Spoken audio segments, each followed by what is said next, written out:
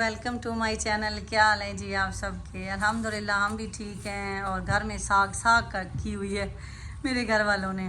ये जी साग हमारे आने वाले सीज़न के लिए स्टोर करने के लिए। पहले जो हमने बनाया था उसमें सिर्फ 2 पार्सल रह गए हैं और इन्होंने सारा खा लिया है। और इन्होंने कहा था इस दफ़ा ना अरसी और रमदान सलाद सारे शौक़ से खाते हैं कि हमने साग बनाना है और इसी सीज़न इसमें से रख लेंगे, नेक्स्ट स्टोर कर लेंगे तो ज़्यादा बना लेते हैं। लेकिन उसमें भी फिर 2-3 फैमिली को गिफ्ट भी दिए। वो साग हमने गिफ्ट दिया, बड़े खुश होकर उन्हें खाया। तो कल हम सब्ज़ी मंडी थे तो फिर और लेके आए हैं तो आज बनाने लगे हैं। तो आज मैं आपको बताऊंगी कि हम लोग साग में ना क्या क्या चीज़ें डालते हैं। और क्वांटिटी की बात अगर करें तो क्वांटिटी हम लोगों ने कभी नोट नहीं की। जो चीज़ जितनी मर्ज़ी आप डालें ना, कोई फ़र्क नहीं पड़ता। ना ही ये कोई मिर्चें हैं कि कोई ज़्यादा हो जाती हैं, कड़वाहट ज़्यादा हो जाती है, कोई ऐसा सीन नहीं है। हम तो जितनी चीज़ मिले, साग थोड़ा ज़्यादा लेके आते हैं, बाकी पालक, धनिया, सौंफ एक एक दो गठियाँ करके आप अपने हिसाब से डाल लें। और मैं आपको दिखाती हूँ, ये है जी जर्जील, ये हमने डाली है। ये कम से कम इसकी 10 गठियाँ। ये तो ये ना सुबह से ऐसे बाहर ही पड़ा हुआ था, इसलिए थोड़ा सा आपको पीला पीला लग रहा होगा। हम लोग कहीं चले गए थे, आज हमें बड़ा ज़रूरी ये काम था, इस वजह से। वरना ये बड़ा ही फ्रेश होता है। रात को हम लाए थे तो अगले दिन अगर सुबह के दिन में हम कटिंग कर लेते ना तो हमारा ये इस तरह नहीं होना था। खैर अब भी चलेगा, नो टेंशन। और ये धनिया की 2 गठियाँ हमने रखी हैं, बड़ी गठियाँ मंडी से लाए थे ना, तो ये धनिया हम बाद में डालेंगे।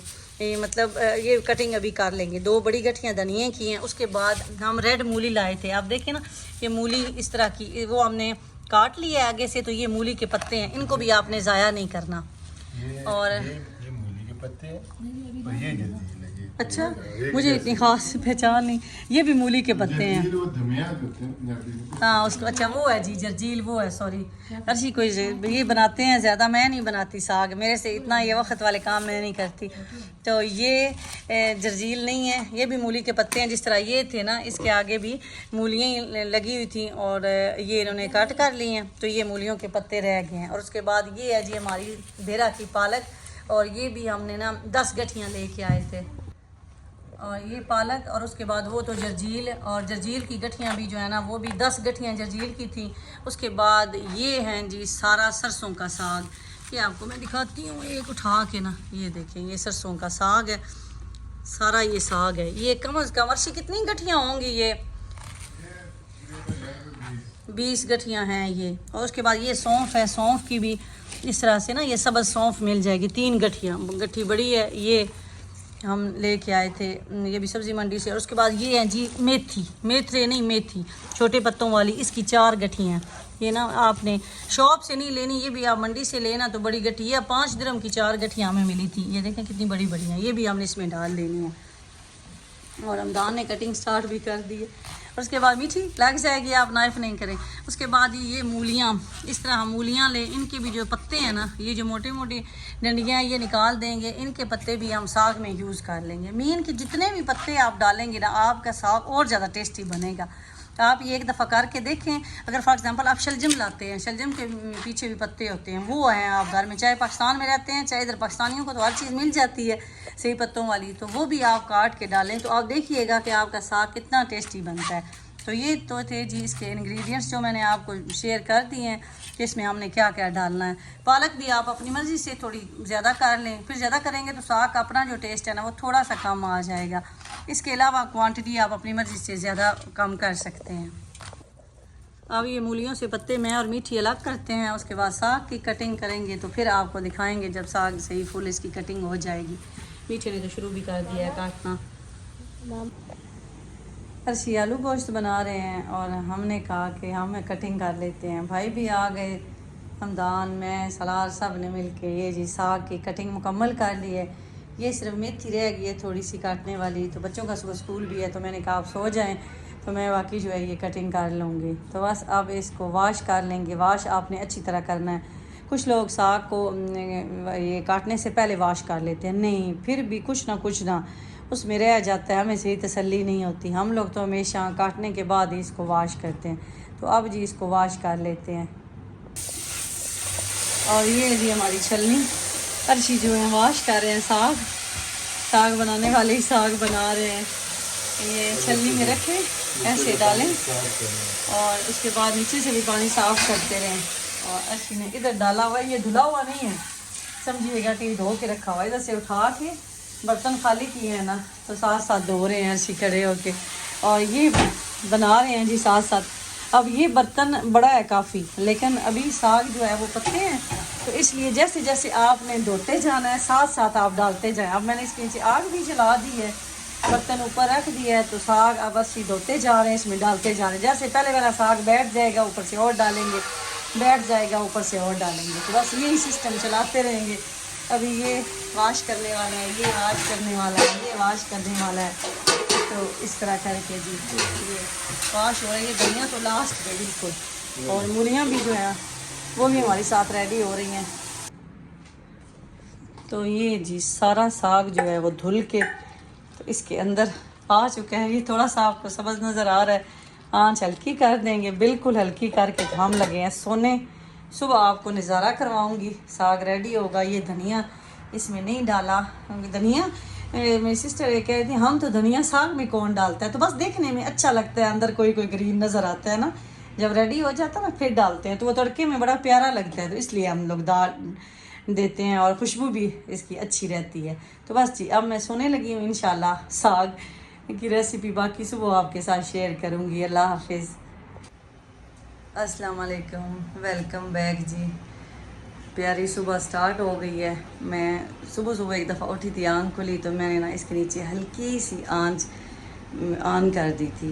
रात को भी ऑन थी, लेकिन फिर सुबह से साइड पे गए हैं ना, वो बंद करके गए हैं, मैंने फिर ऑन कर दी थी। तो समझ लें ये अभी साग जो हमारा है ना 5 से 6 घंटे कंटिन्यूसली मीडियम से जो है ना वो लो आंच पे पका है।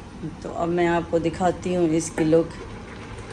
ये देखिए कितना अच्छा ये साग हमारा ये रेडी हो गया। तो बस अभी मैं आँच जो है बंद करने लगी हूँ। तो इसमें हमने पानी ऐड नहीं किया, ये सारा पानी पत्तों का ही था, अपना इसका पानी है, कोई एक्स्ट्रा एक बूंद भी हमने इसमें ऐड नहीं की। तो अब छलनी में जो है ना इसको छान लेंगे, जो पानी इसका है वो थोड़ा बहुत अभी इसके अंदर वो निकाल लेंगे, क्योंकि अगर आप पानी नहीं ना निकालेंगे बिल्कुल भी वो ज़्यादा पतला बन जाता है, बिल्कुल ऐसे अजीब साग बनता है और टेस्ट भी डिफरेंट होता है। इसलिए आपने पानी इसका ज़रूर निकाल लेना है, और उसके बाद फिर इसको चॉप कर लेंगे। तो मैं अभी इसका चूल्हा बंद कर देती हूँ इसके नीचे ना। स्ट्रेनर को यहाँ मैंने रख दिया है, तो अब साग जो है ना इसमें उंडेल देती हूँ। तो ये छलनी का आप पूछते हैं कि कहाँ से ली थी, ये मैंने नाइट टू नाइट से ली थी, 22 दिरहम की आई थिंक। तो ये बड़ी अच्छी है, मेरे सिंक के हिसाब से ना ऐसे सही एडजस्ट हो जाती है। तो ये नाइट टू नाइट से आपको मिल जाएगी। तो अभी इसको दोबारा मैं उसी बर्तन में डाल देती हूँ जिससे निकाला है। तो उसके बाद थोड़ा थोड़ा करके मैं चॉपर में इसको चॉप कर लूँगी। अगर आपके पास चॉपर नहीं है तो वो दूसरा होता है ना, पंजाबी में हम उसे कहते हैं वो घोटना टाइप है, तो उससे भी आप ना ऐसे कर लें। या अगर आपके पास वो ब्लेंडर है, हैंड ब्लेंडर जो होता है इलेक्ट्रिक का, उससे कर लें। मतलब आपने इसको चॉप करना है, किसी हाथ से करें मशीन से करें जैसे भी। तो अभी इसमें हमने कुछ भी नहीं डाला हुआ, नमक नहीं डाला हुआ, मिर्चें नहीं डाली, कुछ भी आपने इसमें अभी नहीं डालना। तो पहले हम इसको जब भी चॉप करेंगे उसके बाद आप मेरे साथ रहे तो मैं आपको दिखाती हूँ। और ये साग अब ठंडा हो गया है, इसे मैंने छलनी से निकाल के ना उसी बर्तन में डाल दिया था। तो अब इसको ना चॉपर में चॉप कर लेते हैं, ऐसे थोड़ा सा ना थोड़ा थोड़ा आपने डालना है और चॉप करते जाना है जी ऐसे। इसको गरम जो है ना वो करें तो ये चॉपर जो है ये गरम हो जाता है, ज़्यादा स्मेल आने लग जाती है, फिर इसलिए मैं ठंडा होने के बाद ही ना चॉप करती हूँ। तो ये चॉपर में डाल दिया, इसको चॉप कर लेते हैं।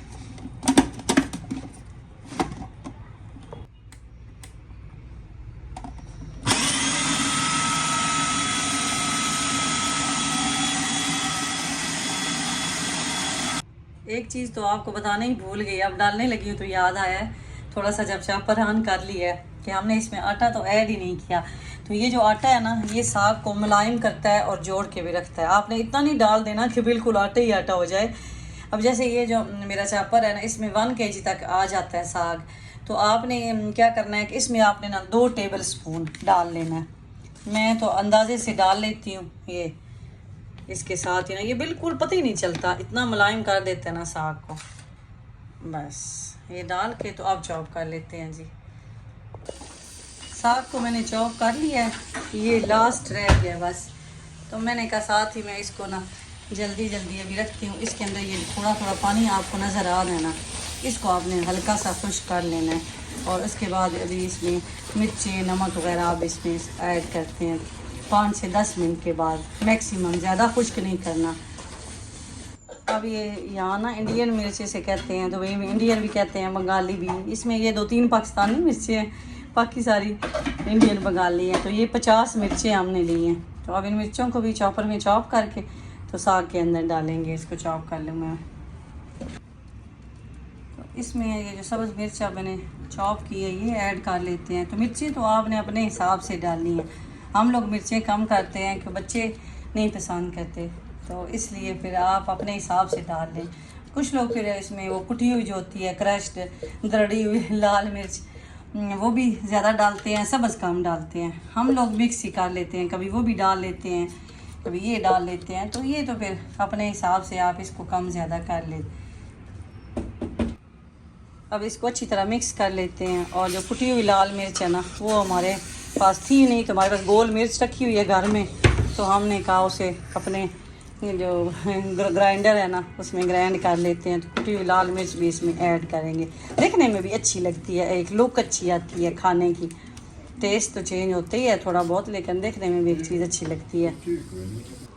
अब हम इसमें ऐड कर लेते हैं ये क्रश्ड वाली जो चिली है ना रेड, वो ये भी आप अपने हिसाब से कम ज़्यादा कर सकते हैं। ये देखने में अच्छी लगती है इसलिए मैं ये डालती हूँ। टेस्ट तो चलो चिल्ली का जो आना होता है वो आता है, लेकिन देखने में ये बड़ी अच्छी लगती है।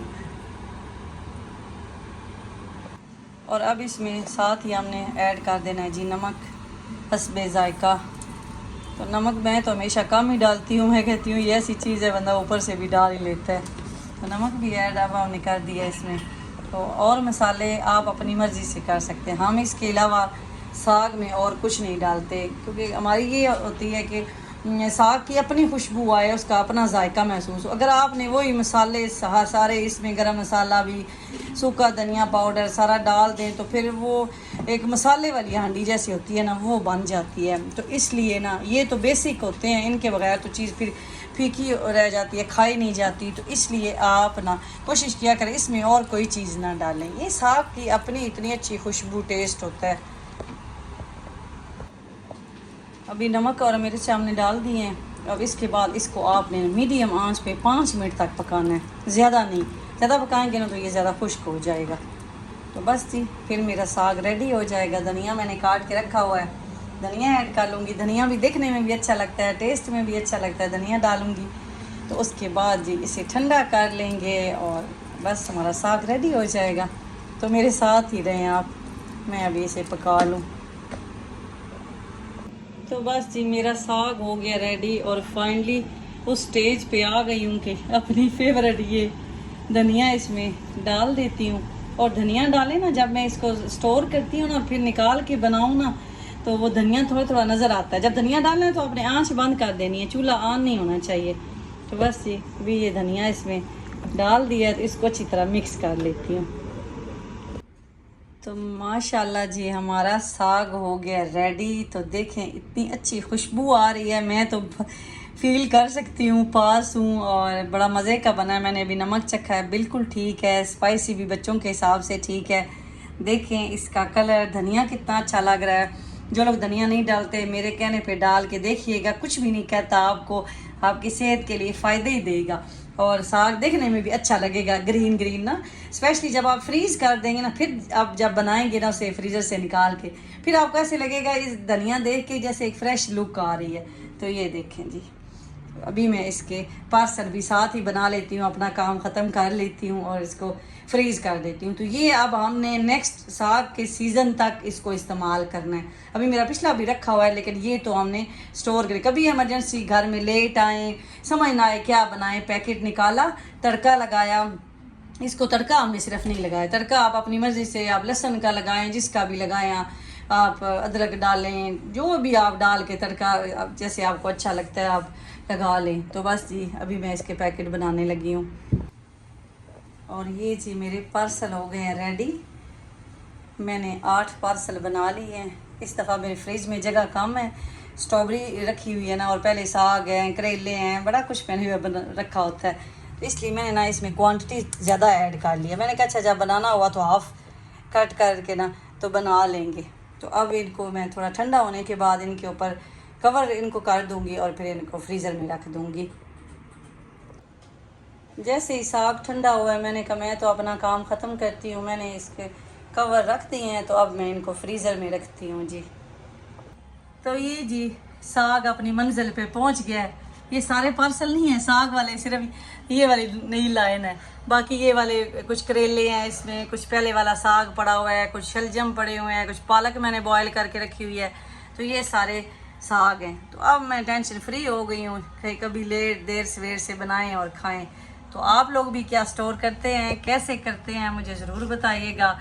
मेरा तरीका आपको कैसा लगा, साग अगर किसी ने ट्राई किया है तो वो भी बताए। और ये मेरी स्ट्रॉबेरी फ्रीज़ हुई, ये मेरे फ्रिज की लुक। तो बस मेरा काम जी अभी हो गया ख़त्म। ये बर्तन मेरा एक रह गया है, इसको करूँगी वाश।